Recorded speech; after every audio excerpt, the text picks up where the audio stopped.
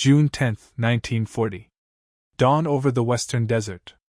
The air is already hot, vibrating above the dunes like a mirage. A convoy of Italian trucks grinds across the sands near the Egyptian border, engines growling under the weight of war. Dust fills the horizon, the first sign that North Africa, long a quiet outpost of empire, is about to ignite. From the watchtowers at Mersa Matruh, British sentries peer west through field binoculars. They've been expecting this. Mussolini has just declared war. In Cairo, telegrams crackle through British headquarters at the Savoy Hotel, orders from London, terse and urgent. Defend Egypt at all costs. You can almost hear the clatter of typewriters as desert maps are spread across wooden tables. Names like Tobruk, Solam, and Sidi Barani suddenly become matters of life and death. Egypt, once the jewel of imperial trade, is now the doorway to the Suez Canal, the artery that keeps Britain's empire alive. Lose it, and the British war machine bleeds out. In the streets of Cairo, the city seems oblivious. Street vendors call out in Arabic. The smell of roasted chickpeas mingles with gasoline fumes.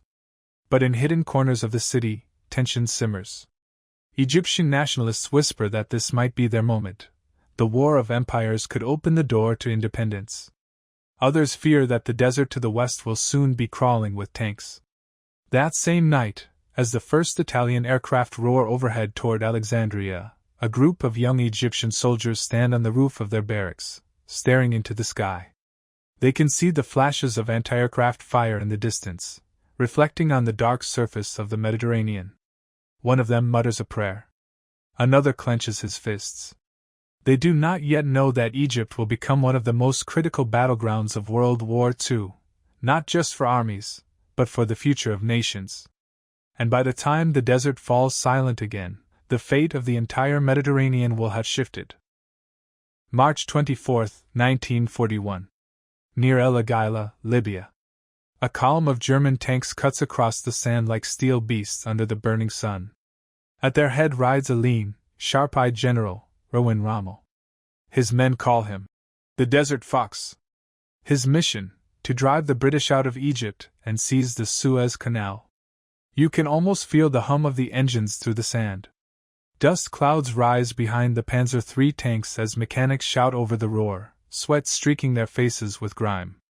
The Afrika Korps has arrived, smaller than the British Eighth Army, but faster, hungrier, and guided by a commander who thrives on chaos. Rommel wastes no time. Within days, his forces smash through British outposts across Cyrenaica, reclaiming territory the Italians had lost months earlier. His advance is audacious, pushing so fast that even Berlin struggles to keep up with his reports. To the men under his command, it feels like destiny. To the British in Cairo, it feels like a nightmare. In the grand halls of the Shepherds Hotel, officers of the British Middle East Command pore over radio messages with growing disbelief. He's not supposed to be this far east, one mutters. But Rommel keeps moving. By April, he's at the gates of Tobruk, encircling the Australian garrison that refuses to surrender. The siege will last 8 long months. Meanwhile, Egypt braces. In the bazaars of Alexandria, rumors swirl, the Germans are coming. Civilians begin to flee inland, trains packed with families clutching what little they can carry. The sound of air raid sirens becomes part of daily life. Cairo's nightlife, jazz bars, smoke-filled lounges, British officers dancing with nurses, becomes a surreal contrast to the fear creeping closer from the desert. Rommel's advance electrifies the world. For the first time, Nazi banners flutter in the African wind. But while his tanks roll eastward, his lifeline, fuel, food, ammunition, grows dangerously thin. Every supply ship must run the gauntlet of British submarines and aircraft waiting in the Mediterranean. Every convoy sunk is a blow he cannot replace. And yet Rommel presses on. He believes momentum is his greatest weapon. But ahead of him, somewhere beyond the endless dunes, another kind of desert army is gathering, one that would turn the tide not just for Egypt, but for the entire war. July 1, 1942. The edge of El Alamein, Egypt. The desert is silent, save for the metallic clatter of tank tracks and the murmur of soldiers readying for battle. The air smells of oil, cordite, and sweat. The sun burns white over the Qattara Depression, a vast, impassable sea of salt and sand that forms a natural barrier to the south. To the north lies the Mediterranean. Between them, a narrow corridor of desert, the only path to Cairo. If Rommel breaks through here, Egypt will fall. From his command post dug into the sand, General Claude Auchinleck, the British commander-in-chief, studies the map with a grim face. He knows this is it, the final line of defense. Behind him lies the Nile Delta, the heart of Egypt, the Suez Canal, and the empire's lifeline to India and the Pacific. Lose that, and Britain loses the war. All across the desert line, soldiers from across the Commonwealth dig in, Australians, Indians, South Africans, New Zealanders, and Egyptians. Some have been fighting here for 2 years, others just arrived from distant ports. They share the same look, exhaustion carved into faces crusted with dust. Water is rationed. Shade is a luxury. Death, a daily companion. Rommel's forces are a shadow of their former strength, stretched thin, running on fumes, but still deadly. As the first shells whistle overhead, his panzer divisions surge forward, determined to punch through the British lines before his fuel runs dry. The desert explodes into chaos. You can almost feel the ground tremble as artillery hammers the horizon. Tanks burn, their black smoke twisting into the sky like funeral banners. Men dive for cover, shouting orders lost in the roar of machine guns. The sand itself seems alive, swirling with heat, shrapnel, and fear. For 12 days, the battle rages. Rommel drives forward again and again, but the line holds. The British claw the ground inch by inch, refusing to yield. When the smoke clears, Rommel's advance is broken. His army, spent and starving, begins to fall back toward Libya. Cairo breathes again. But inside British headquarters, victory feels hollow. Auchinleck has stopped the Germans, barely. His forces are bleeding. His men are exhausted. And in London, Winston Churchill is impatient. He needs not just survival, but triumph, something that will ignite hope across a war-torn world. And so, a new commander is summoned to Cairo. A man who will turn this stalemate into legend. His name, Bernard Montgomery. August 13, 1942. Cairo, Egypt. The air is thick with dust and tension as Lieutenant General Bernard Montgomery steps off the aircraft onto the blazing tarmac.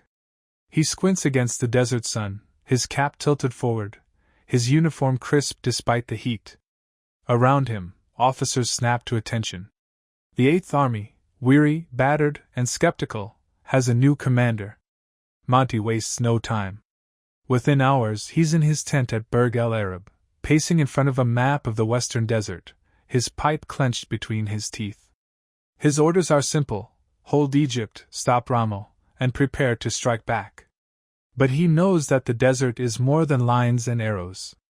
It's a place that devours men who underestimate it. You will not retreat, he tells his officers that night, voice calm but iron-hard. If we can't stay alive, we'll die where we stand. There will be no Dunkirk here. Across the front lines, that message spreads like fire. The men of the 8th Army sense the change immediately. Montgomery drills them relentlessly, reorganizing supply lines, tightening discipline, and flooding the camps with speeches that mix blunt realism and cold resolve. He makes himself visible, visiting trenches, shaking hands, and memorizing unit names. They've sent us a general who believes we can win, one Australian sergeant writes in his diary. Maybe that's enough. Meanwhile, Rommel's health is failing. Malaria, exhaustion, and dwindling supplies gnaw at him. His supply convoys are being annihilated by British ships and aircraft in the Mediterranean. The desert fox is trapped in a tightening noose, but he's too proud to admit it. He orders his engineers to dig in at El Alamein, building defensive lines bristling with mines, barbed wire, and gun emplacements. It becomes known as the Devil's Garden. In Cairo, life teeters between luxury and fear. British officers sip gin beneath palm trees while Egyptian laborers load trucks under armed guard. Nationalist movements simmer beneath the surface. Whispers that once the British are gone, Egypt will claim its freedom at last. The war is reshaping the country not just militarily, but politically. Cairo is no longer just a colonial capital, it's a crossroads of spies, soldiers, and revolutionaries. By October, Montgomery is ready. His army now numbers over 200,000 men, tanks gleaming, morale restored. Under moonlight, convoys snake across the sand, positioning for the assault that will decide not just Egypt's fate, but perhaps the fate of the entire war. As dawn approaches on October 23, the desert falls eerily still. In the distance, British artillerymen load their guns and wait for the signal. And then, at exactly 9:40 p.m., the night explodes. October 23, 1942. 21:40 hours. The Western Desert. The signal flare arcs into the sky, a streak of white fire, and the earth erupts. 1,000 British guns thunder at once, their flashes turning the night into a strobe of destruction. The sound rolls across the dunes like an angry sea. Men shout to be heard, but the noise drowns everything. The Battle of El Alamein has begun. From horizon to horizon, shells rain down on Rommel's defenses. The Devil's Garden. Mines detonate in a chain of blinding bursts. The air smells of cordite and diesel. The ground trembles beneath boots and treads. You can almost feel the shockwave in your chest. In the first waves, British and Commonwealth infantry crawl forward through a storm of dust and shrapnel. They advance by compass, step by cautious step, clearing paths through minefields under machine gun fire. Sparks flash in the darkness as engineers cut wire and detonate charges. Behind them, tanks growl forward, Churchills and Grants lumbering through the chaos like metal giants. October 23, 1942. 21:40 hours. The Western Desert.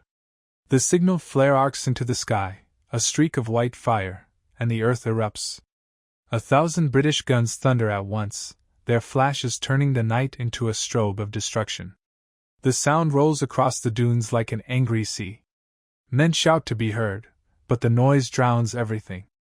The Battle of El Alamein has begun. From horizon to horizon, shells rain down on Rommel's defenses. The Devil's Garden. Mines detonate in a chain of blinding bursts. The air smells of cordite and diesel. The ground trembles beneath boots and treads. You can almost feel the shockwave in your chest. In the first waves, British and Commonwealth infantry crawl forward through a storm of dust and shrapnel. They advance by compass, step by cautious step, clearing paths through minefields under machine gun fire. Sparks flash in the darkness as engineers cut wire and detonate charges. Behind them, tanks growl forward, Churchills and Grants lumbering through the chaos like metal giants. Rommel is not there to see it. He's in Germany, pleading for reinforcements, his health deteriorating. His deputy, General George Stumm, takes command, but before noon the next day, Stumm is dead of a heart attack on the battlefield. When Rommel rushes back days later, the situation is already spiraling beyond control. For 12 brutal days, the desert becomes a furnace. Daytime temperatures soar above 100 degrees. At night, the cold bites like a knife. Smoke hangs low over the dunes. Every inch of ground is fought over, lost, and retaken again. The Eighth Army pushes relentlessly, grinding down the Axis lines. In the skies above, RAF squadrons duel the Luftwaffe in dogfights that leave trails of flame across the heavens.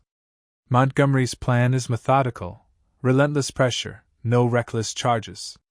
He knows Rommel's fuel is only. Egypt is safe. The Axis dream of seizing the Suez is dead. But for the people of Egypt, the war has only begun to reveal its deeper cost, and its deeper meaning. Because in the ashes of El Alamein, a different kind of battle is about to be born, one not of tanks or guns, but of identity, pride, and independence. November 5, 1942. Cairo, Egypt. The city erupts in light. Fireworks, laughter, the blare of radios. Victory crackles through the air like electricity. Allied soldiers fill the streets, waving flags, singing songs of triumph. The cafes overflow with champagne and smoke. For the first time in years, the people of Cairo dare to breathe freely. The desert nightmare, Rommel's shadow, is gone. But beneath the celebration, something else stirs.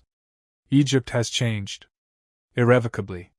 For years, the British presence had been tolerated as a relic of empire, tolerated because it brought stability, tolerated because it seemed immovable. But now, Egyptians have watched the mighty British army brought to the brink of defeat on their soil, only to survive by the skin of its teeth. They've seen their deserts turned into battlefields, their skies filled with death, their ports bombed, their young men conscripted to carry, dig, and die for a foreign crown. As the soldiers march home from El Alamein, Egyptians begin asking a question that no victory parade can silence.